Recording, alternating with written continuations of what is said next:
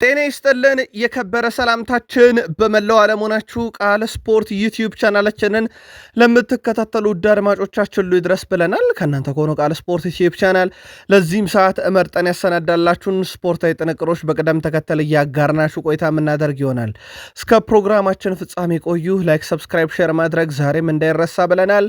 በሀሳብ መስጫ ሳጥናችን ላይ ዛሬ በርከት ያሉ መርሃ ግብሮች ይደረጋሉ። የምትደግፏቸው ክለቦች ካሉ ቅድመ ግምታችሁን በሐሳብ መስጫ ሳጥናችን ላይ እንደ ሁልጊዜው ልታደርሱን ትችላላችሁ። እኛ በመረጃ ሰዓታችን አፍሪካ ነክ የሆኑ የአውሮፓ መረጃዎችን አስቀድመን እናነሳለን። በአውሮፓ ታላላቅ ክለቦች በርከት ያሉ መረጃዎችን ስናነሳ የሪያል ማድሪድ ኮከብ በዓመቱ መጨረሻ መልቀቁ አይቀርም እየተባለ ነው። የቡድን ዜና እናነሳለን።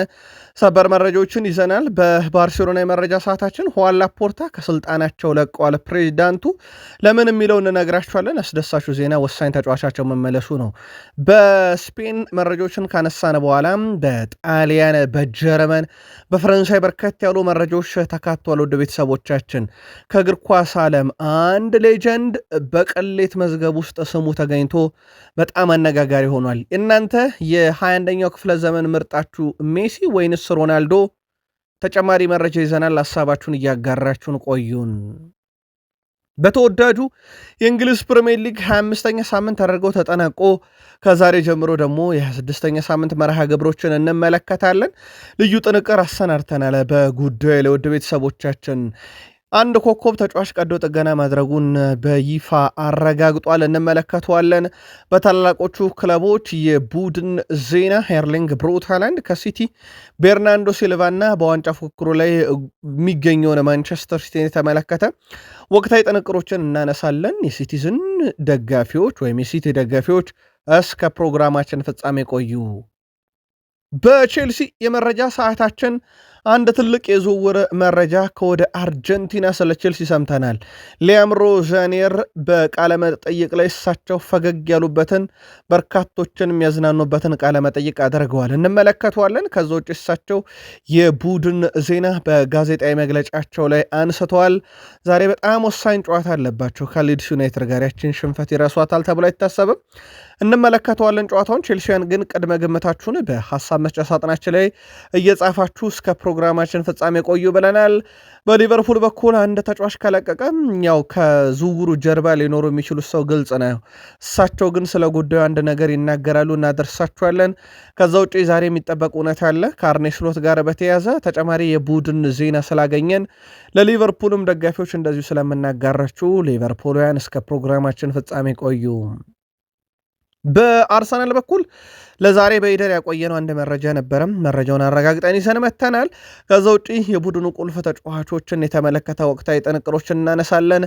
ከቡድን ዜና ጋር በተያያዘ ትሮሳርድን፣ አሰልጣኙን ሚኬል አርቴታን፣ ከዛ በዘለ ደግሞ ዴክላን ራይስን የተመለከተና የቡካዮ ሳካ ፈላጊ ናቸው በተባለ ጉዳይና ስለ አንድ ዝውውር ተጨማሪ መረጃዎችን እንደዚሁ ለአርሰናል ደጋፊዎች በተጨማሪነት ይዘናል። ማንቸስተር ዩናይትድ ቤት ለውጡ የለወጣቸውን እናነሳለን። ምርጥ የነበሩ ተጫዋች ዳግም ምርጥ ሆነዋል በማይክል ካሪክ ስር፣ ምንም ጥያቄ የለውም። ከዛ በዘለለ በማንቸስተር ዩናይትድ ቤት የሚጠበቁ እውነቶች አሉ። ከቀጣይ የእንግሊዝ ውጭ ጉዟቸውና ቀጣይ አሰልጣኝ ጋር በተያያዘ ያገኘነው መረጃ አለ። የቡድን ዜና ስናነሳም አማደ ዲያሎ፣ ብሪያን ቡሙ እንደዚሁም ደግሞ ሌኔሮ እና ታይለር ፍሌቸር እናነሳለን። ዛሬ የሚገጥሙት ዌስትሃም ዩናይትድ በማንቸስተር ዩናይትድ ድል ከተደረገ የቅርብ ጊዜ ትውስታ ነው። ዌስትሃም ዩናይትድ ባለፉት 5 ዓመታትም በዚህ ሜዳ ላይ ዩናይትድ ላይ ድል የለውም። ጨዋታው ግን በብዙ መንገድ ይጠበቃል። አንደኛው ውድ ቤተሰቦቻችን ማንቸስተር ዩናይትድ ደረጃ ሰንጠረዡን በተመለከተ ነው። ተጨማሪ መረጃዎችን ይዘናል። ቅድመ ግምታችሁን አጋሩ። ላይክ፣ ሰብስክራይብ፣ ሼር ማድረግ እንዳይረሳ። መረጃዎቹን ከቃል ስፖርት ዩቲዩብ ቻናል እያጋሯችሁ ቆይታ ማደርገው እኔ ቃል ነኝ። እናንተን ጻፉልን፣ አብራችሁን ቆዩ። ዛሬ በርከት ያሉ መርሃ ግብሮችን እንመለከታለን። በተወዳጁ የእንግሊዝ ፕሪሚየር ሊግ ቼልሲ ከሊድስ ዩናይትድ፣ ኤቨርተን ከበርንማውዝ፣ ቶትንሃም ከኒካስል ዩናይትድ ምሽት 4 ሰዓት ከ30 ምሽት 5 ሰዓት ከ15 ደቂቃ ሲል በለንደን ስቴዲየም ዌስትሃም ዩናይትድ ከማንቸስተር ዩናይትድ ይጫወታሉ። በጣሊያን የኮፓ ኢታሊያ ጨዋታ ምሽት 5 ሰዓት ናፖሊ ከኮሞ፣ በጀርመን የጀርመን ዲኤፍፒ ፖካል ምሽት 4 ሰዓት ከ45 ደቂቃ ሄርታ በርሊን ከፍራይቡርግ ዛሬ የሚደረጉ መርሃ ግብሮች ናቸው። ቃል ስፖርት ዩቲዩብ ቻናላችን ጋር አብራችሁን ከቆያችሁ በተለይም ቼልሲ ከሊድስ ዩናይትድ፣ ዌስትሃም ዩናይትድ ከማንቸስተር ዩናይትድ ተጨማሪ መረጃዎችን በፕሪሚየር ሊግ የመረጃ ሰዓታችን እናነሳለን። የቀድሞ ሴኔጋል ብሔራዊ ቡድን ተጫዋች ሀቢቢ ባዬ በአውሮፓ አምስት ታላላቅ ሊግ በማሰልጠን ብቸኛው አፍሪካዊ አሰልጣኝ ነበረ በወቅታዊ።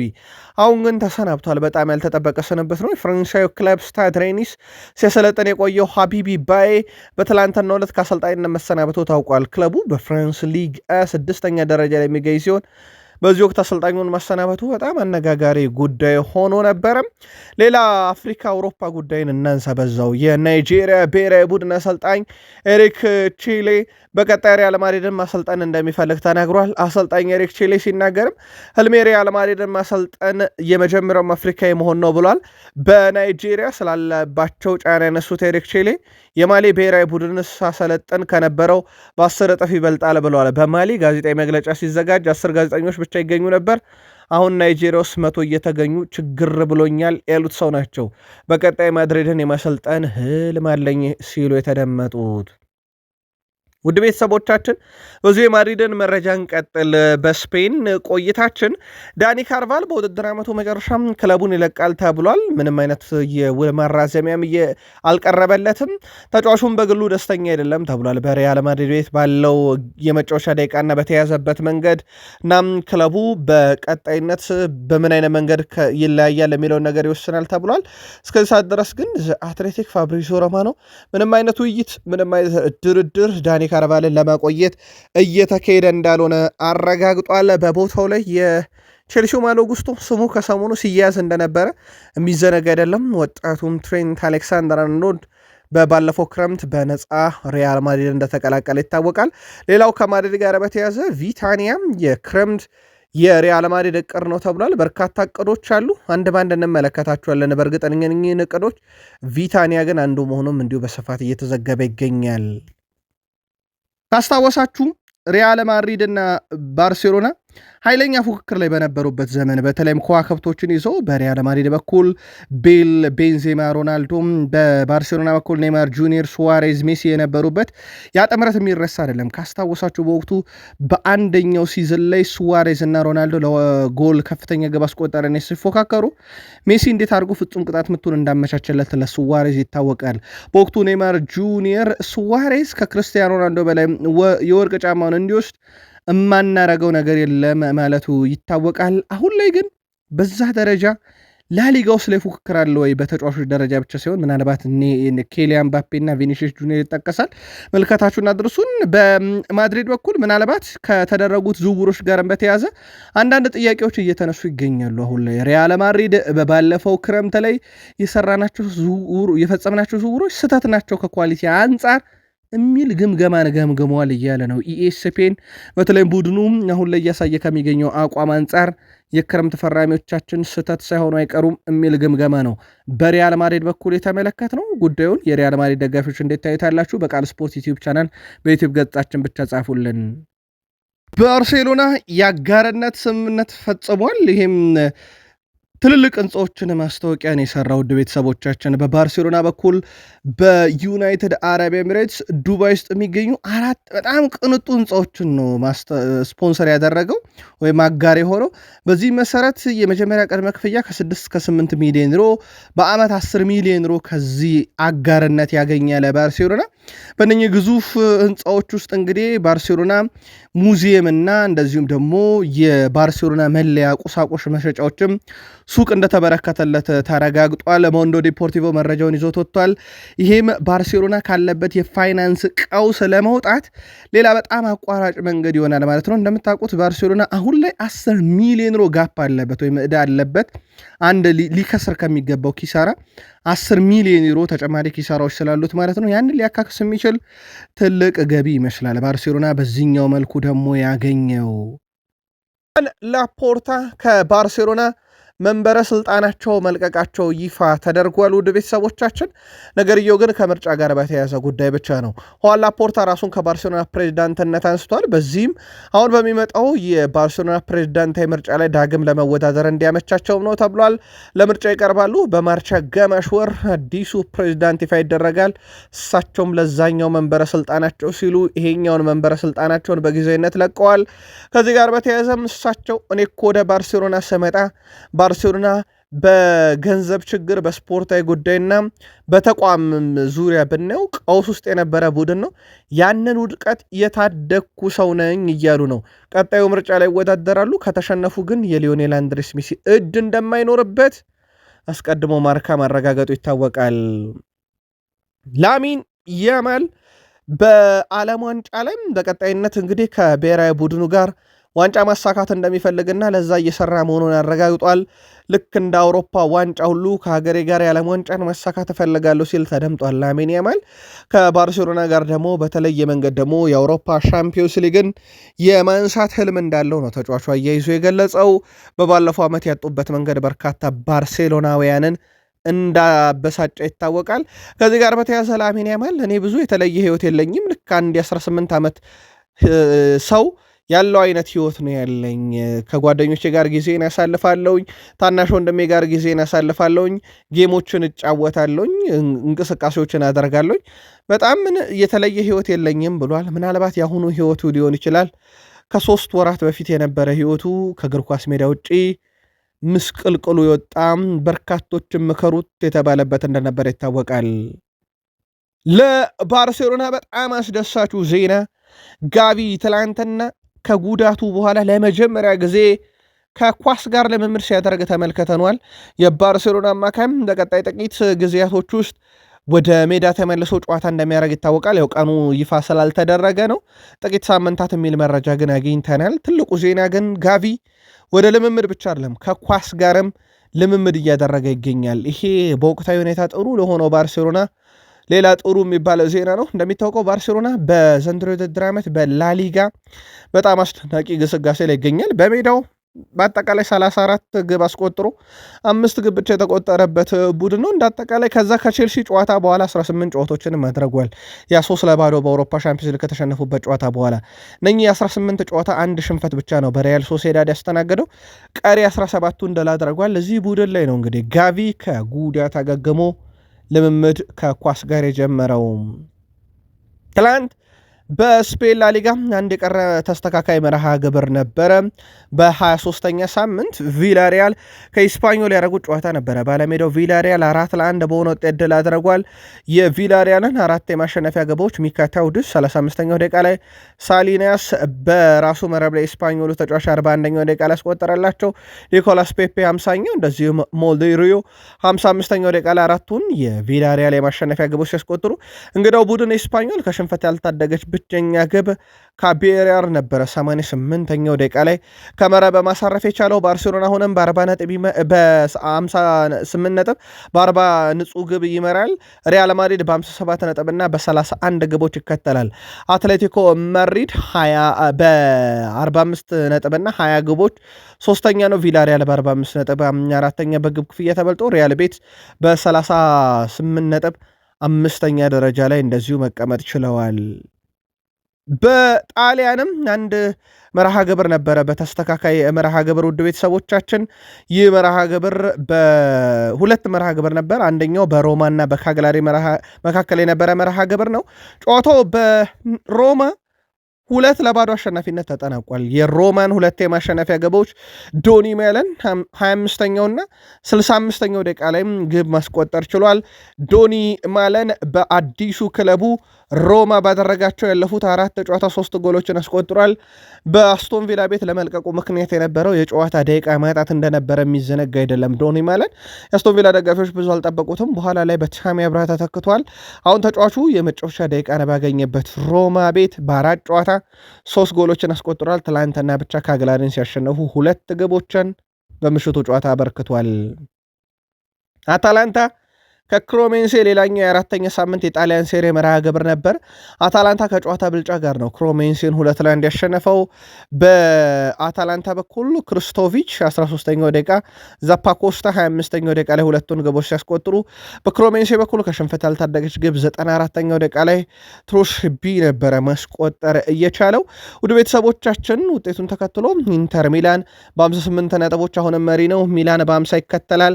ናፖሊ በ49 ነጥብ ሶስተኛ፣ ዩቬንቱስ በ46 ነጥብ አራተኛ፣ ድል ያደረገው ሮማ በ46 ነጥብ በግብ ክፍያ ተበልጦ አምስተኛ ደረጃ ላይ ነው። ኮሞ በ41 ነጥብ ስድስተኛ፣ አታላንታ ሰባተኛ፣ ላዚዮ ስምንተኛ፣ ዩዲኒዜ ዘጠነኛ እያለ የጣሊያን ሴሪኤ ደረጃ ሰንጠረዥ ይቀጥላል። በነገራችን ላይ ለኮሞና ኤስ ሚላን ያለው ቡድኖች ቀሪ ጨዋታ ያላቸው፣ በተለይም ኤስ ሚላን የሚያሸንፍ ከሆነ የነጥብ ልዩነቱን ዝቅ ማድረግ ይችላል ወደ 5። ኮሞ እንዲሁ ቀሪ ጨዋታውን የሚያሸንፍ ከሆነ ነጥቡን ወደ 44 ማሳደግ ይችላል።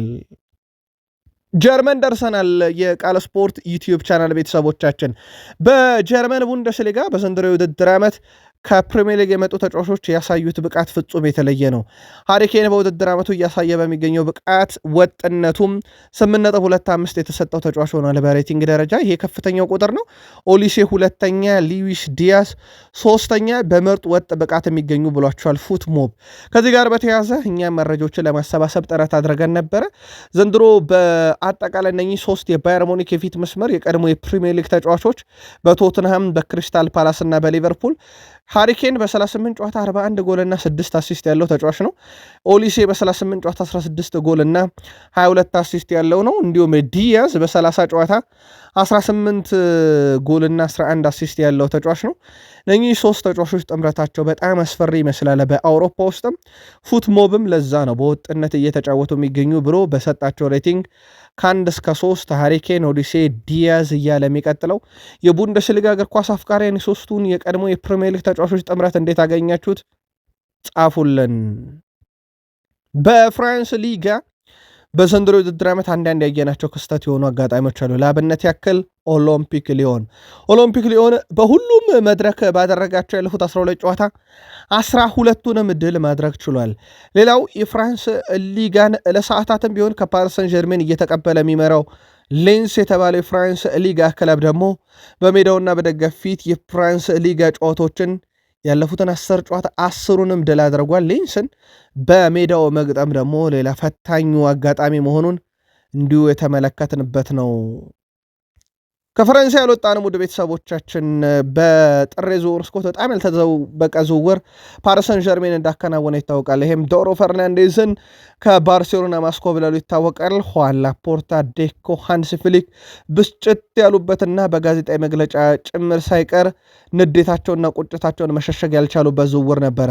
ተጫዋቹ ለፓሪስ ሰን ዠርሜን ፊርማውን ካኖረ በኋላ ማርሴን በሰፊ የግብ ልዩነት ድል ባደረጉበት ጨዋታ ኡስማን ዴምቤሌን ቀይሮ ወደ ሜዳ ገብቶ የመጀመሪያ ጨዋታውን ማድረግ ችሏል። ተጫዋቹ በጣም ታለንት ያለውና በራስ መተማመኑን ብዙዎች ያደንቁለታል። በቀጣይ ውድድር ዓመትም የአውሮፓን እግር ኳስ ይቆጣጠራል የተባለ ተጫዋች ነው ዶሮ ፈርናንዴስ። እናም በቀጣይነት እንግዲህ ለሚኖረው ጉዞ በዚህ ሳምንት ጨዋታ በማድረግ ጀምሯል። እዛው ፍራንስ ቆይተን አንድ ተጨማሪ መረጃ እናንሳ ውድ ቤተሰቦቻችን። የፍራንስ ሊጋን ፓሪስ ሰን ዠርሜን እየመራ እንደሆነ ይታወቃል። ከፍተኛ ግብ አስቆጣሪ ግን አሁንም ሜሰን ግሪንውድ ነው፣ በ13 ይመራል። የስትራስቡርጎ ፓንቼሌ በ11 ይከተላል። የስታድ ሬንሱ ኡሊፐል በ10 ግቦች ሶስተኛ ነው። ከሊል ሹሊሽ በ10 ግቦች አራተኛ። እንደዚሁም የሌንሱ ተጫዋች ኤድዋርድ በ8 ግቦች ተከታዩን ደረጃ ይዟል። ወደ ተርኪ ሊግ እንሻገር ውድ ቤተሰቦቻችን። በተርኪ ሊግ የ21ኛ ሳምንት መርሃ ግብር ፌነርባቼ ድል አድርጎ የንጎሎ ካንቴ የመጀመሪያ ጨዋታ በድል የተጀመረ ሆነዋል። በእርግጥ ምንም አይነት የግብ ተሳትፎ ባይኖርም እንደ ታይሌስ ከ16ኛው ደቂቃ ላይ፣ አካር ኩልጉ 27ኛው ደቂቃ ላይ እና እንደዚሁም ደግሞ 33ኛው ደቂቃ ላይ 3 ግቦችን አስቆጥረው 3-1 በሆነ ውጤት ድል አድርጓል። በዚህ ጨዋታ ላይም ንጎሎ ካንቴ የመጀመሪያ ጨዋታውን አድርጎ የመጀመሪያ ድሉን እንደዚሁ ማሳካት የቻለበት ሆኗል። ይህ የክረምት ዝውውር የሚረሳ አይደለም። ዝውውሩ ሰዓት ስላለቀበት ኮንትራቱ ከአሊታድ ጋር እንዲቋረጥ ተደርጎ የተፈጸመ ዝውውር እንደሆነ ይታወቃል። በፖርቱጋል ሊግ ፖርቶና ስፖርቲንግ ሊዝበን እርስ በርስ ተፋልመው ነበረ። አንደኛና ሁለተኛ ያሉት ክለቦች ማለት ነው። በጣም በትልቁ ሲጠበቅ የነበረ ጨዋታ ነው። ፖርቶ የነጥብ ልዩነቱን ለማስፋት፣ ስፖርቲንግ ሊዝበን የነጥብ ልዩነቱን ለማጥበብ የነበረው ጨዋታ 1-1 በሆናቸው ውጤት ተጠናቋል። ፎፋና ፖርቶን 1-0 እንዲመራ ያስቻለ ግብ አስቆጠረ። በኋላም ላይ ለማደኛው ሱዋሬስ ግብ ጠባቂ ያለነበትን ፍጹም ቅጣት የምትመልሱ አስቆጥሮ 100ኛው ደቂቃ ላይ ጨዋታው 1-1 በሆናቸው ውጤት ተጠናቀቀ። አሁን ፖርቶ በ56 ነጥቦች ይመራል። የፖርቱጋል ሊግን በ4 ነጥቦች ዝቅ ይላል። ስፖርቲንግ ሊዝበን ትላንትና መልጦታል። እንግዲህ ይህንን ነጥብ ማጥበብ የሚችልበትም በእርግጥ ከሜዳ ውጭ ነበር። የጆዜ ሞሪኒዮ ቤኔፊካ በ49 ሶስተኛ፣ ስፖርቲንግ ብራጋ በ39 ነጥብ አራተኛ ደረጃ ላይ እንደዚሁ የተገኙበትና የፖርቱጋል ሊግን ፉክክሩ ከፍ ያለበት ሆኗል። የአንድ እግር ኳስ ተጫዋች ስም በቅሌት መዝገብ ውስጥ ተገኘ ብለናችሁ ነበረ መግቢያችን ላይ። ውድ ቤተሰቦቻችን የፍራንክ ሪቬሪን ስም ነው ከቅሌት መዝገብ ያውም በኢፒስተን ፋይል ውስጥ ስሙ የተካተተው። ከሰሞኑ የኢፒስተን የተባለ ግለሰብ የአንድ ደሴትን ባለቤት የነበረ የሀብት ምንጩ ወደ ማማ የመጣበት መንገድ ግርም የሚያስብለው ሰውና ከጀርባው ብዙ ወንጀል ያለበት ኢፒስተን ፋይሉ በዶናልድ ጄ ትራምፕ ተፈርሞ ሲወጣ የእሳቸውም ስም እንዳለበት ይታወቃል። በእርግጥ በርካታ የምናውቃቸው ቅርባችን የሚሆኑ ሰዎች ስማቸው ከዚህ ቅሌት መዝገብ አላመለጠም። ታዲያ ቀድሞ የባየር ሙኒክ ተጫዋች ፍራንክ ሪቤሪ ከሰሞኑ የበርካታ ሰዎች ስም ዝርዝርና የተለዋወጡት መልእክቶች ይዞ በወጣው ዝነኛው የቀድሞ ባለሀብት ጀፍሪን ኢፒስተን ፋይል ውስጥ ስሙ እንደተካተተ የታወቀ ሲሆን እንዴት ተካተተ የሚለውን ከመግለጽ እንቆጠባለን። እኚህ ግለሰብ በተለይም በኢፒስተን ፋይል ውስጥ ከተካተቱ ሰዎች ውስጥ አንዱ የሆነ ፍራንክ ሪቤሪ የተገኘበት ኢፒስተን የተባለ ግለሰብ ራሱን አጥፍቷል ተብሎ ከሞተ ግን ዓመታት እንደተቆጠሩም ይታወቃል። የካናል ፕላስ የፈረንሳዩ ሚዲያ የ21ኛው ክፍለ ዘመን የኔ ምርጦች ብሎ በአንደኛ ደረጃ ሜሲን፣ በሁለተኛ ደረጃ ሲያር7 ክርስቲያኖ ሮናልዶን፣ ሶስተኛን ዚነዲን ያዚን ዚዳን፣ አራተኛ ትልቁ ሮናልዶ ናዛሪዮ ዴሌማ፣ አምስተኛን ማኑኤል ኑዌር፣ ስድስተኛ አንድሬ ኢኒየስታ፣ ሰባተኛ ሮናልዲኒዮ ጎቹ፣ ስምንተኛ ቴሪ ዳንኤል፣ ዘጠነኛ ዣቪ፣ አስረኛ ሰርጂዮ ራሞስ እያለ ይቀጥላል። 100 መርጧል። የ21ኛው ክፍለ ዘመን 100 ምርጦቼ ብሎ ካናት ያለው ነው አነጋጋሪና ሁሌም ሊዮኔል ሜሲ አንደኛ፣ ክርስቲያኖ ሁለተኛ፣ ዚዳን ሶስተኛ ተቀምጧል። ይህንን በተመለከተ የቃል ስፖርት ዩቲዩብ ቻናል በዩቲዩብ ገጻችን ብቻ እናንተን የ21ኛው ክፍለ ዘመን ምርጥ ልጽፉልን ትችላላችሁ።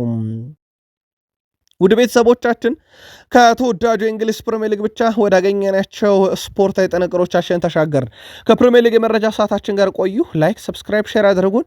በሀሳብ መስጫ ሳጥናችን ላይ ለምትልኩልን ሀሳብ አስተያየቶች እንደ ሁልጊዜ አመስጋኝነን። ዛሬ ጨዋታዎች አሉ። ቅድመ ግምታችሁንም በቃል ስፖርት ዩቲዩብ ቻናል በዩቲዩብ ገጻችን ብቻ ላኩልን። ወደ ፕሪሚየር ሊግ ለማደግ ሚድልስቦሮ ትላንትና ሼፊልድ ዩናይትድን 2-1 በሆነ ውጤት ካሸነፈ በኋላ መሪነቱን በይፋ ከኮቬንትሪ ሲቲ መረከቡን አረጋግጧል።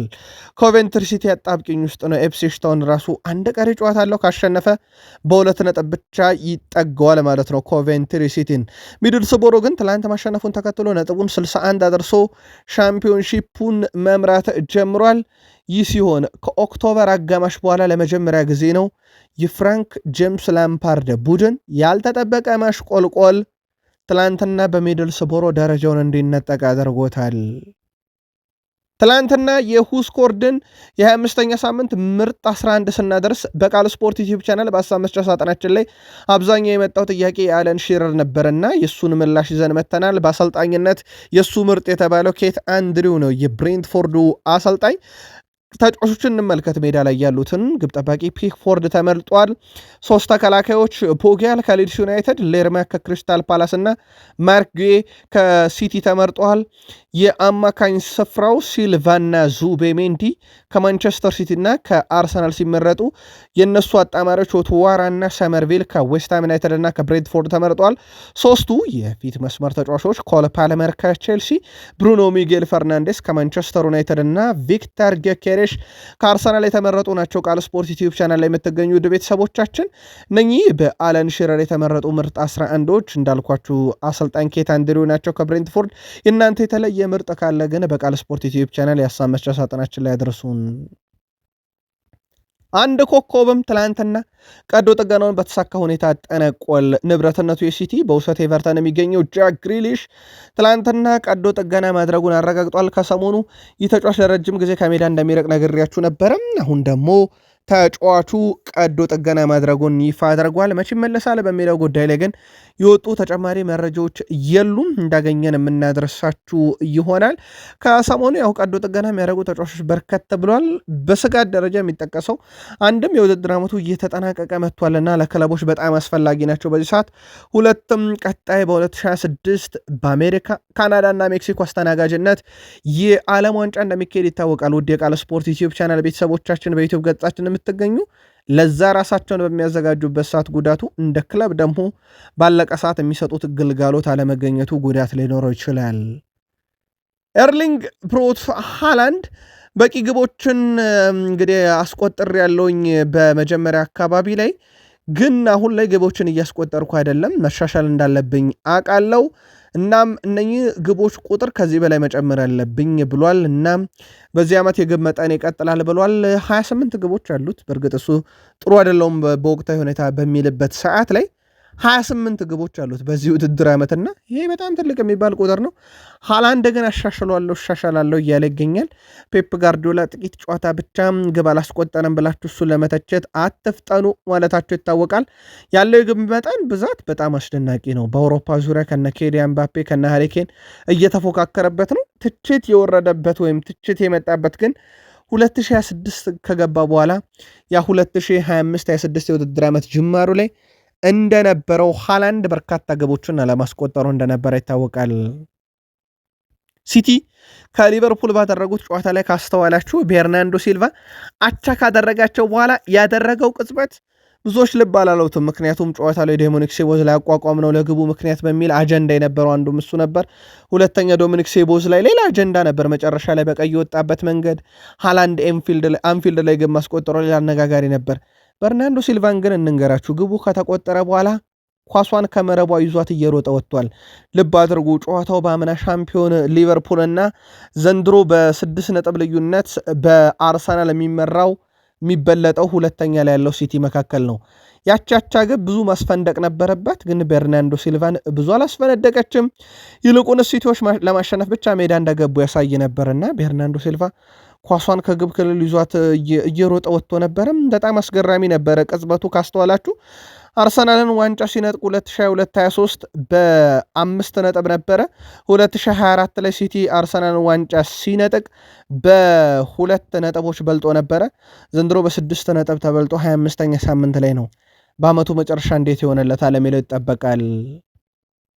ዛሬ ትልቅ ዜና አግኝተናል። ከቼልሲ ጋር በተያዘ መረጃውን የአርጀንቲና መገናኛ ብዙሃን በስፋት ይዘውት ወጥቷል። ቼልሲዎች ስራዎችን እየሰሩ ነው ተብሏል። ይህም ዩሊያን አልቫሬዝን በቀጣይ ክረምት ላይ የግላቸው ለማድረግ ነው። በርከት ያሉ ፈላጊዎች ያሉት ዩሊያን አልቫሬዝ አሁን የቼልሲ ዕቅድ መሆኑን ማረጋገጥ ችለናል። ውድ የቃል ስፖርት ዩቲዩብ ቻናል በዩቲዩብ ገጻችን ብቻ የምትገኙ መረጃውን ኢኤስፒኤን አርጀንቲና ማረጋግጦታል።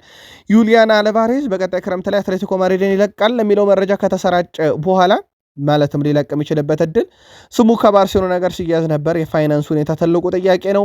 አርሰናል ሌላኛው የተጫዋቹ ፈላጊ ነው። ቼልሲዎች በዚህ መሃል ነው እንግዲህ የተገኙት ተብሏል። ዩሊያን አልቫሬዝን በቀጣይ ክረምት ላይ የራሳቸው ለማድረግ ቼልሲ አይታመም። በዝውውር ላይ የፈለገውን ሁሉ ያመጣል። በተለይም የዝውውር መስኮቶች ክፍት በሆኑበት ሰዓትም ላይ ቃል ስፖርት ዩቲዩብ ቻናላችንም በክረምት በሰራነው የዝውውር ዘገባ ላይ በስፋት የቼልሲ ዝውውሮች ስኬታማ ነበሩ። ከፈለጓቸው ተጫዋቾች ማምጣት አንጻር ተጫዋቾቹ ጥራት አንጻር ሳይሆን ወይም መተው ሆኗል አልሆኑም ሳይሆን ከፈለጓቸው ተጫዋቾች ለማስፈረም አንጻር ግን ስኬታማ እንደነበረ የሚዘነጋ አይደለም። ከዝውውር ጋር በተያዘ ቼልሲ ቤት ሌላ ያገኘነው መረጃ የኒኮላስ ጃክሰንን ጉዳይ ነው። በአመቱ መጨረሻም ወደ ቋሚነት የመቀየር አማራጭን ያካተተ ግዴታ የሚሆነው የጨዋታ ብዛቱ ላይ ተንተራሰ ነው። ይህንን ደግሞ ዳይሬክተሩ የብልህ ዝውውር ነው የፈጸመው ኒኮላስ ጃክሰን ላይ እንዲሉ ያደረጋቸው። ኒኮላስ ጃክሰን ማርክ ጉዌ ከባርሴሎና ያመጡት ተጫዋች በቼልሲ ጉዳት ሲያስተናግድ የውሰቱ ልንትተ እና ቢባል አይ የለም እዛ ደርሻ አልመለስም ብሎ በባየርን ፊርማውን እንዳኖረ ይታወቃል። ኒኮላስ ጃክሰን ግን አሁን እያደረገ በሚገኘው እንቅስቃሴ ብዛም ደስተኛ አይደሉም ተብሏል። ባየር ሙኒኮች በተጫዋቹ ወቅታዊ ብቃት ላይ ደስተኛ ለመሆናቸውን ተከትሎ ቋሚ አያደርጉትም። በዚህ መሰረት ተጫዋቹ ወደ ቡድኑ ይመለሳል ተብሏል። ወደ ቼልሲ ሲመለስ ግን እንዴት ያለ ጊዜን ያሳልፋል? በቋሚነት ወይንስ ይሸጣል? ወይንስ ከተጠባባቂ እየጀመረ የሚጫወት አጥቂ ይሆናል የሚለው ይጠበቃል። ምክንያቱም ዦዋ ፔድሮ አሁን በጥሩ ፎርም ላይ ይገኛሉ። እንዳልኳችሁ ደግሞ ዩሊያን አልቫሬዝ ሌላኛው እቅዳቸው ነው። ስለዚህ የጃክሰን ጉዳይ በጣም አጠራጣሪ ነው። ለማንኛውም በክረምት ወደ ቼልሲ እንደሚመለስ ይጠበቃል። ሊያም ሮዛኔር እስካሁን 2 ብቻ ነው የተሸነፍነው። ያው ብዙዎች እንዳላችሁትም በአውሮፓ ምርጡ ቡድን የተሸነፍነው። ስለዚህ መጥፎ ጊዜን እያሳለፈን አይደለም ብለዋል እሳቸው። ተጫዋቾቼ ሙሉ ለሙሉ ዝግጁ ናቸው ለእያንዳንዱም ጨዋታ ሲሉ ተደምጠዋል። እሳቸው እንግዲህ ትንሽ ፈገግ ያሉበትና ጋዜጠኞችንም ፈገግ ያደረጉበት ቃለ መጠይቃቸው ክፍል ደግሞ እሳቸው በካራቦ ካፕ ከአርሰናል ጋር በነበረ ጨዋታ አንድ ኳስ ለመቆጣጠር ያደረጉት ጥረት ያመልጣቸዋል። ከዛ በኋላ ግን በርካቶች ስቀውብኛል ብለዋል። እንደውም የቡድን የተጫዋች ስታቪዮ ፕሮፌሽናል ተጫዋች መሆኔን እስካሁን አላመነም ብለዋል። እሳቸው ኳሷን ሊቆጣጠሩ ሞክረው ባጡበትና በሳቱበት አጋጣሚም ዙሪያ ሀሳባቸውን ሲያጋሩ ቃል ስፖርት ዩቲዩብ ቻናላችን ላይ ናችሁ። ሊያም ሮዛኒየር ኮል ፓልመር በጥሩ ሁኔታ ላይ ወይም በጥሩ ጤንነት ላይ ይገኛል ብለዋል። ሃትሪክ እንደሰራ ይታወቃል። ስለዚህ ሌድስን ይገጥማል በዚህ ሳምንት። ዳም በጥሩ ጤንነት ላይ ይገኛል ተብሏል። ሃትሪክ ሰራ ባለፈው ሳምንት ወልቭስ ላይ በሱ ግብ ነው ቼልሲ ድል ያደረገው። በነገራችን ላይ ኮል ፓልመር በዛ ጨዋታ ላይ 2 ፍጹም ቅጣት ምት አስቆጥሯል። እንዳጠቃላይ ለቼልሲ ካስቆጠራቸው ግቦች ውስጥ 17ቱ ከፍጹም ቅጣት ምት የተገኙ ጭምር ናቸው። ግን ለቡድኑ ሲገኝ የሱ ምርጥነት ጥያቄ ውስጥ የሚገባ አይደለም። ሌላው እሳቸው ያነሱት ሮሚዮ ላቪያ ወደ ልምምር ተመልሷል። እሱ በመመለሱ በጣም ደስተኛ ነኝ። እሱ ወደ ጨዋታ ሲመለስ ለሱ ያሰብንለት የጨዋታ እቅድ ያለ ብለዋል። የሚናፍቅ አይመስለኝም የቼልሲ ደጋፊ ሮሚዮ ላቪያን። ምክንያቱም መጣ ሲባል ከአንድ ጨዋታ ወይም ከደቂቃ በላይ እየተጫወተላቸው ስላልሆነ ተጫዋቹን ቢወዱትም በብቃቱ ቢተማመኑም ግን ብዙ የሚያጓጓቸው አይደለም ካለበት የጉዳት ብዛት አንጻር እሳቸው ይቀጥላሉ። ጆሽ አቺፖንግ አስደናቂ ችሎታ ያለው ተጫዋች ነው። ተጫዋቹ በተለያዩ ቦታዎች ላይ ሳጫውተው ደስተኛ እሆናለሁ፣ ምክንያቱም ስለሚያደርጋቸው ነገሮች ስለማውቅ። ስለ ወደፊቱ ካወራን የጆሽ አቺፖንግ ትክክለኛ ቦታ የመሃል ተከላካይም ነው ሲሉ ተደምጧል። ሊያም ሮዛኒየር ቃል ስፖርት ዩቲዩብ ቻናላችን ላይ ናችሁ።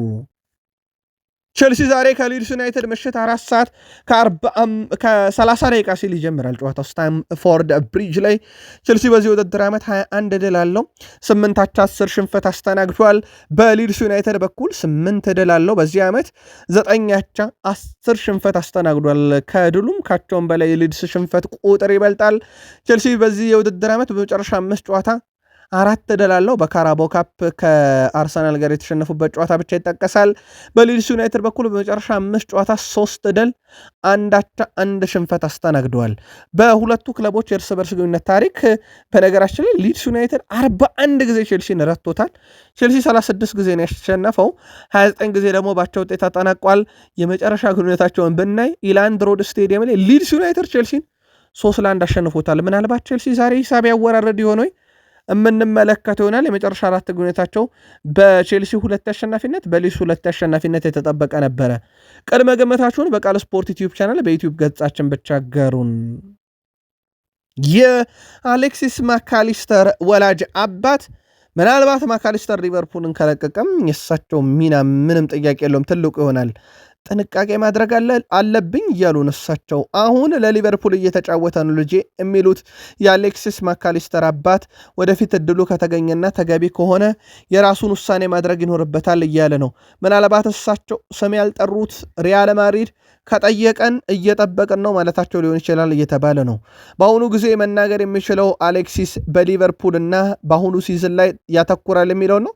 አሌክሲስ በሊቨርፑል በጣም ደስተኛ ነኝ፣ ወደፊት በሚመጣው ጉዳይ ላይ ግን ጊዜው ሲደርስ እንወሰናለን እያሉ ነው። ምናልባት ማካሊስተር ከሪያል ማድሪድ ጋር ስሙ እየተያዘ ነውና እሳቸውን ፍላጎታቸው እንደነበረ በአንድ ወቅት ሲገልጹም እንደነበረ የሚዘነጋ አይደለም። በዛሬው ዕለት አንድ የምንጠብቀው ሁነት አለ። ጋዜጣዊ መግለጫ አርኔ ስሎት ጋዜጣዊ መግለጫ ይሰጣሉ በኢትዮጵያን ሰዓት አቆጣጠር ከምሳ ሰዓት በኋላ። ውድ ቤተሰቦቻችን በዛ ጋዜጣዊ መግለጫቸው ላይ ብዙ የቡድን ዜና እንጠብቃለን። በተለይ እሳቸው ላይ ካለው ወቅታዊ ጫና ጋር ከቡድን ዜና ጋር የዶሚኒክ ሶቦስላይን ጉዳይ ያነሱታል ተብሎ ይታሰባል። ከምንም በላይ ግን ስለ ሳላህም ያነሳሉ ተብሎ ይጠበቃል። ሳላህ የአያቱን ህልፈተ ህይወት በቃል ስፖርት ዩቲዩብ ቻናል በምሽት ዘገባችን አድርሰናችሁ ነበረ። ፌብራሪ 9 ዕለተ ሰኞ ምሽት የቃል ስፖርት ዩቲዩብ ቻናል ገጻችን ላይ ለቀኗል ዜናውን። ሳላህ አያቱ ማረፉን ተከትሎ በጨዋታው ይገኛል አይገኝም በሚለው ጉዳይ ላይ ተጨማሪ ምላሽ ይሰጣሉም ተብሎ ይጠበቃል። እኛም ተከታትለን በዩቲዩብ ገጻችን ብቻ መረጃውን እናደርሳችኋለን። ሚኬል ሜሪኖ ትላንትና ቀዶ ጥገና እያደረገ ነው ብለናችሁ ነበር የምሽት መረጃችንን ስናቀርብላችሁ። አሁን ሕክምናው መጠናቀቁን አረጋግጠናል። በቀዶ ጥገናው እንግዲህ ሁኔታ ላይ በተመለከተ መግለጫ ሰጥቷል። በተሳካ ሁኔታ ቀዶ ጥገናን ያጠናቀቅ ያለው በቅርቡ እመለሳለሁ ሲል ተደምጧል። ሚኬል ሜሪኒዮ ተጫዋቹም ለደጋፊዎቹ ባስተላለፈውም መልእክት እዚህ ለነበራችሁ ድጋፍ ላደረጋችሁልኝ፣ ከጎኔ ለነበራችሁ፣ ችግራችሁ ለሆነባችሁ ሁሉ እጅግ አድርጌ ያመሰግናለሁ ብሏል። በነገራችን ላይ ሚኬል አርቴታም ተጫዋቹን ልናገኝ የምንችልበት እድል አለ እያሉ ይገኛሉ። ግን ከጉዳት አገግሞ በሚመጣ ሰዓት ውድ የቃል ስፖርት ዩቲዩብ ቻናል በዩቲዩብ ገጻችን ብቻ የምትገኙ ጊዜው በጣም ይፈጥንበታል ተብሎ ይታሰባል። ከፊትነስም ጋር በተያዘ ምናልባት የዓለም ዋንጫስ የሚለው በቀጣይ ይጠበቃል። ተጫዋቹ ትላንትና ግን በተሳካ ሁኔታ ያጋጠመውን የአጥንት ችግር ወይም ስብራት በቀዶ ጥገና ታክሞታል። በአርሰናል የቡድን ዜና የምናነሳው ትሮሳርድን ነው። ትሮሳርድ ከአርሰናል ስብስብ ውስጥ እንግዲህ በጣም ለየት ያለውን ተጫዋች አንስቷል። እንግዲህ ደረጃውን ያሳደገ ተጫዋች ኖርጋርድ ነው ብሏል። ለማንም ተጫዋች ትልቅ ምሳሌ መሆን የሚችል ተጫዋች ብሎታል ክርስቲያን ኖርጋርድን። ምክንያቱም እሱ ሁልጊዜ ሜዳ ውስጥም ሆነ ከሜዳ ውጭ ራሱን እያሻሻለ ያለበት መንገድ በጣም ያስገርመኛል። ለማደግ የሚያደርገው ፍጥነት፣ ለማድረግ የሚያደርገው ጥረት፣ በልምምድ ሜዳ ላይ የሚያደርጋቸው እንቅስቃሴዎች ተጫዋቹ በአንድ ቡድን ውስጥ የሚፈለገውን ነገር ሁሉ የሚያደርግ ነው ብሏል። ለማንም ተጫዋች ጥሩ ምሳሌ በአርሰናል ቡድን ውስጥ ይሆናል ብሏል እና የሱ ፕሮፌሽናልነት በጣም አስገራሚ ነው ብሏል። በአርሰናል ቡድን ውስጥ እንግዲህ በቂ መጫወቻ እድል ለማግኘት እድል የሚያስፈልገው ተጫዋች ሆኗል። የተጫዋቾችን ጉዳት የተከተለ ወይም ደግሞ አርሰናል ቀድሞ የጨረሳቸው ጨዋታዎች ላይም እንግዲህ ተጫዋቾችን ሮቴት ሲያደርግ የሚጠቀመው አይነት ተጫዋች ቢሆንም ትሮሳርድ ግን እሱ በልምምድ ሜዳ ላይ የሚያደርገው ነገር ለሁሉም መማሪያ የሚሆን ነው ብሏል። አርሰናል በዚህ ዓመት በፕሪሚየር ሊጉ ካላሸነፉ ሊሆን የሚችለው ነገር ግልጽ ነው ብሏል ዋይኔ ማርክሩኒ። ሚኬል አርቴታ በጣም ችግር ውስጥ ይገባል ብሏል። ምክንያቱም ቡድኑ ጥሩ ነበር፣ ለዋንጫ መፎካከር እንደሚችል ባለፉት 3 ዓመታት አሳይቷል። እዛ ቡድን ላይ ነው ያ ሁላ ገንዘብ ወጪ ተደርጎ በርከት ያሉ ተጫዋቾች በክረምት የመጡትና ቦርዱ በደንብ ስራ ሰርቷል። ለሚኬል አርቴታ ዘንድሮ ሰበብ ማቅረብ የለም እያለ ነው። እንደውም ትላንትና በዩቲዩብ ገጻችን ብቻ በምናሰራጭላችሁ ዘገባዎች ላይ ከሰራናላችሁ መረጃ በቃል ስፖርት ዩቲዩብ ቻናል ዋይኔ ማርክሩኒ ሲቲን ትተው ራሳቸው ላይ ተኩሩ። እኔ ከዚህ በፊት ይህንን ስሜት አውቀዋለሁ። በዩናይትድ ሳለው ኢነርጂያቸውን አያባክኑ ማለት ይታወቃል። አሁን ደግሞ ሚኬል አርቴታ ዋንጫ ካልበላ የአርሰናል ቆይታው ነገር አደጋ ውስጥ ሊቆይ እንደሚችል ወይም ሊሆን እንደሚችል ጠቁሟል። በዩቲዩብ ገጻችን ብቻ የምትገኙ የቃል ስፖርት ዩቲዩብ ቻናል ቤተሰቦቻችን፣ በተለይም የአርሰናል ደጋፊዎች ዓመቱ በዋንጫ እንዲጠናቀቅ የሁሉም የአርሰናላውያን ምኞት ነው። ካልሆነ ግን ሚኬል አርቴታ እውነት መሰናበት አለበት ብላችሁ ታስባላችሁ? በዚህ ምክንያት ብቻ ጻፉልን። የእንግሊዝ ፕሮፌሽናል ኳስ ተጫዋቾች ማህበር ፒኤፍኤ በየዓመቱ የዓመቱን ምርጥ ተጫዋች እንደሚሸልም ይታወቃል። ታዲያ ከዚህ ጋር በተያዘ ዴክላን ራይስ በ62 በመቶ ድምፅ እየመራ ነው ተብሏል። የአንደኝነትን ደረጃ ይዞ የማጠናቀቅ በእግር ኳስ ማህበሩ ድምፅ ላይ ኤርሊንግ ብሮት ሃላንድ 18 በመቶ ሁለተኛ፣ ብሩኖ ፈርናንዴስ በ11 በመቶ ድምፅ ሶስተኛ፣ ሞርጋን ሮጀርስ በ8 በመቶ ድምፅ አራተኛ ነው። እናም ዴክላን ራይስ ዘንድሮ ለአርሰናል ምን አይነት ተጫዋች እንደሆነ የሚጠቁም ድምፅ ይመስላል። በዘንድሮ የውድድር ዓመት በወጥነት አርሰናል ቤት ካየናቸውና ዓመቱ ውድድሩ በየትኛውም አይነት መንገድ ለአርሰናል ቢጠናቀቅ የእሱን ምርጥነት ግን የሚሽር አይደለም።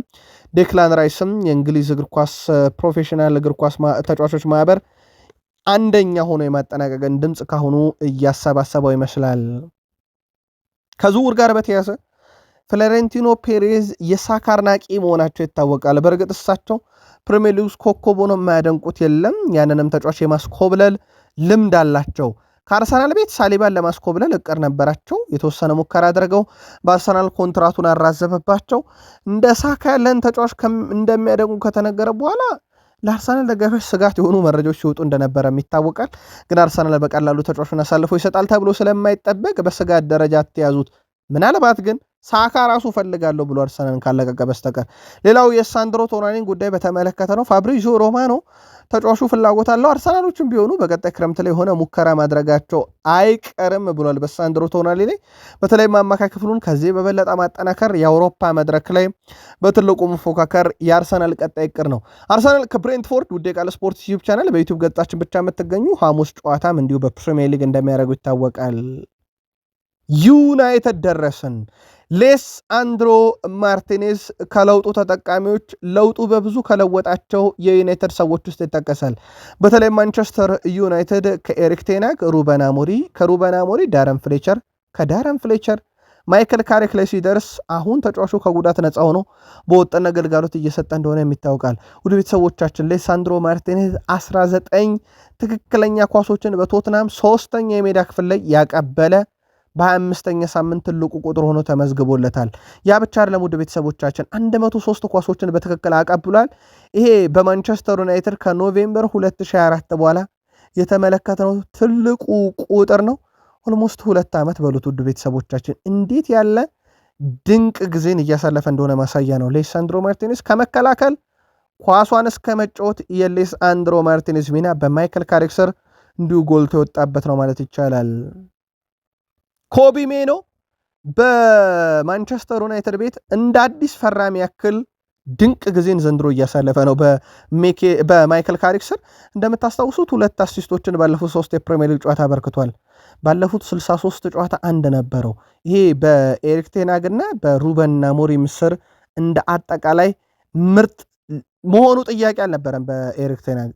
በሩበን አሞሪም ስር ግን የተደረገው ነገር በጣም አስከፊ ነበረ ለተጫዋቹ እና ለበርካታ ሌጀንዶችም ጭምር ለተቃውሞ የቀሰቀሰ ነበረ። አሁን በአንድ ጨዋታ ላይ የዚህ ተጫዋችም ቁጥሮች በጣም አድገዋል። ለውጡ ከጠቀማቸው ለውጡ ከለወጣቸው የዩናይትድ ተጫዋቾች እንደዚሁ በትልቁ ሊነሳ የሚችል አይነት ቁጥር ነው። ምናልባት በእንደዚህ አይነት ቁጥር ልናነሳው የምንችለው አማድ ዲያሎን በተመለከተ ነው። አማድ ምርጥ ተጫዋች ነው፣ በእንቅስቃሴ ደረጃ በጣም ምርጥ ነው። ግን ከግብ ጋር አሁንም በጣም የራቀው ሆኗል። በቁጥራዊ መረጃዎች ብንመለከተው በውድድር ዓመቱ በሁሉም ውድድሮች 2 ጎል ብቻ ነው ያለው።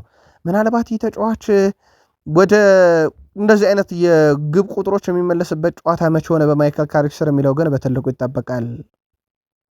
ማንቸስተር ዩናይትድ በዚህ ወር ወደ መካከለኛው ምስራቅ ሊያቀና እንደሚችል እየተዘገበ ይገኛል። ወደ ቤተሰቦቻችን ምክንያቱ ገቢ ነው።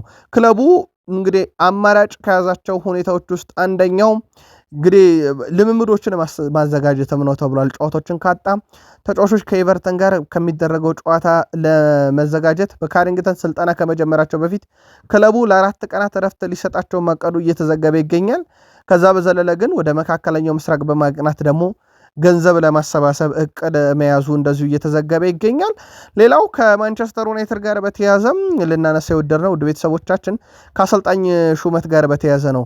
ጋሪ ኔቭል የቀድሞ ዩናይትድ ሌጀንድ ቅርብ የሆኑ ምንጮች ያረጋግጠውልኛል። ዩናይትዶች ቀጣዩን አሰልጣኝ ለመሾም በውስጥ መረጃዎችን እያሰባሰቡ ነው። በይፋ ያነጋገሩት ወይም ደግሞ ይሄ አንተን መሾም እንፈልጋለን ብለው የውል ማፍረሻ ያቀረቡለት አሰልጣኝ የለም፣ ግን በርካታ ስራዎችን እየሰሩ እንደሆነ አረጋግጫለሁ ብሏል ጋሪ ኔቭል። እዚህ ውስጥ ካሪክ ነው የሚቆየው ወይንስ አዲስ አሰልጣኝ ነው የሚመጣው በሚለው ጉዳይ ላይ ግን ያለው ነገር የለም። በማንቸስተር ዩናይትድ በኩል አንዳንድ የቡድን ዜናዎችን እናንሳ። ብሪያን ቤሞ ጉዳት አጋጥሞት ሲያነክስ አይተነው ነበረ፣ ግን ጉዳቱ የከፋ እንዳልሆነ እና በዛሬው ጨዋታ ላይ ሊገኝ ይችላል ተብሏል። ከሱ በተጨማሪ እንደ ታይለር ፍሌቸር ያለ ተጫዋች ከስብስቡ ጋር ወደ ለንደን ተጉዟል። ሌኒየሮን አልተመለከትነውም፣ ምክንያቱ ግልጽ አይደለም። ከዛ በዘለለ በማንቸስተር ዩናይትድ በኩል ዌስትሃምን ነው የሚገጥመው። ዌስትሃም ባለፉት 5 ዓመታት በሜዳው ለንደን ስቴዲየም ማንቸስተር ዩናይትድን አሸንፎት አያቅም። በዛ ላይ ዩናይትድ ያነጣ ያለውን መለያ ለብሶ ወደ ሜዳ ይገባል ተብሎ ይጠበቃል። በዛ መለያ ደግሞ ቤንያሚን ሼሽኮ ለመጨረሻ ጊዜ ሲጫወት 2 ግቦችን እንዳስቆጠረበት ይታወቃል። የቃል ስፖርት ዩቲዩብ ቻናል የዩቲዩብ ገጻችን ብቻ ተከታታዮች ዛሬ ጨዋታው በትልቁ ይጠበቃል። ምሽት 5 ሰዓት ከ15 ደቂቃ ዌስትሃም ለንደን ስቴዲየም ላይ ዌስትሃም ዩናይትድ ከማንቸስተር ዩናይትድ። ዌስትሃም ዩናይትድ በዚህ ውድድር ዓመት ውድ ቤተሰቦቻችን 7 ድል 5 አቻ 15 ሽንፈት ነው። ያ ማለት ሁለቱን ድልናቸውን እንኳን ብንደምር ሽንፈቱ ላይ ደርስም ቁጥሩ 12 ነው። የድሉና ያቻው ብዛት ሽንፈቱ 15 ነው። ዩናይትድ 12 ድል 9 አቻ 6 ሽንፈት አስተናግዷል። ዌስትሃም በመጨረሻ 5 ጨዋታ 1 ሽንፈት ገጥሞታል። በቼልሲ 3-2 ቀሪ 4ቱን ጨዋታ ድል አድርጓል። ዩናይትድ በመጨረሻ 5 ጨዋታ ልክ እንደ ዌስትሃም ሁሉ 4 ድል አለው። ሽንፈት በብራይተን የገጠመው ነው በዳረን ፍሌቸር ዘመን እንጂ ይሄ ማይክል ካሪክ ስር የመጣ አይደለም። ሁለቱ ክለቦች የመጀመሪያ ዙር ጨዋታ ኦልድ ትራፎርድ ላይ 1-1 ነበር ያጠናቀቁት። እንዳጠቃላይ ከመጨረሻ 4 ጨዋታ ዌስትሃም ዩናይትድ 2 አሸንፎ ዩናይትድ 1 አሸንፏል። በታሪክ ዩናይትድ 74 ጊዜ ዌስትሃምን ረቷል። ዌስትሃም ዩናይትድ ማንቸስተር ዩናይትድ 48 ጊዜ ረቷል። 33 ጊዜ አቻ ወጥቷል። ውድ ቤተሰቦቻችን ይህ ጨዋታ በዩናይትድ አሸናፊነት ከተጠናቀቀ 2 ነገር እንጠብቃለን። አንደኛው ማንቸስተር ዩናይትድ ነጥቡን ወደ 47 ያደርስና በግብ ክፍያ አስቶን ቪላን በልጦ ሶስተኝነትን ለ24 ሰዓትም ቢሆን ይቆጣጠራል። ሁለተኛው ያ ከ400 ቀን በላይ ጸጉሬን አልቆረጥም ብሎ አሻፈረኝ ያለው የዩናይትድ ደጋፊም ለአንዴና ለመጨረሻ ጊዜ ጸጉሩን ይቆረጣል። በምን እንቁረጠው የሚለው ሁሉ ያሳሰባቸው ይመስላል። የዩናይትድ ደጋፊዎች እየጻፉለት እንደሆነ ተመልክተናል። በማህበራዊ ትስስር ገጽም በቃል ስፖርት ዩቲዩብ ቻናል በዩቲዩብ ገጻችንም ቅድመ ግምታችሁን በጨዋታው ዙሪያ ገላኩልን። በእንግሊዝ ፕሪሚየር ሊግ ዛሬ ቼልሲ ከሊድስ ዩናይትድ፣ ኤቨርተን ከበርንማውዝ፣ ቶትንሃም ከኒውካስል ዩናይትድ ምሽት 4:30 በማንቸስተር ዩናይትድ እና ዌስትሃም ዩናይትድ መካከል የሚደረገው ጨዋታ ደግሞ ምሽት 5:15 በጣሊያን ኮፓ ኢታሊያ ናፖሊ ከኮሞ ምሽት 5 በጀርመን ዲኤፍፒ ፖካል ሄርታ በርሊን ከፍራይቡርግ ምሽት 4:45 ሲል ጨዋታዎቹ ይጀምራሉ። ቃል ስፖርት ዩቲዩብ ቻናል በብቸኝነት በዩቲዩብ ገጻችን ብቻ ከምናሰራጭላችሁ ዘገባ የማክሰኞ ማለዳው ይሄን ይመስላል። ቀጣይ መረጃዎችን ይዘን እንመጣለን። ላይክ፣ ሰብስክራይብ፣ ሼር አድርጉን። ቅድመ ግምታችሁን አጋሩን። ለምትደግፉት ክለብ መልካም ዕድል ብለን አበቃን። ሰናይ ቀን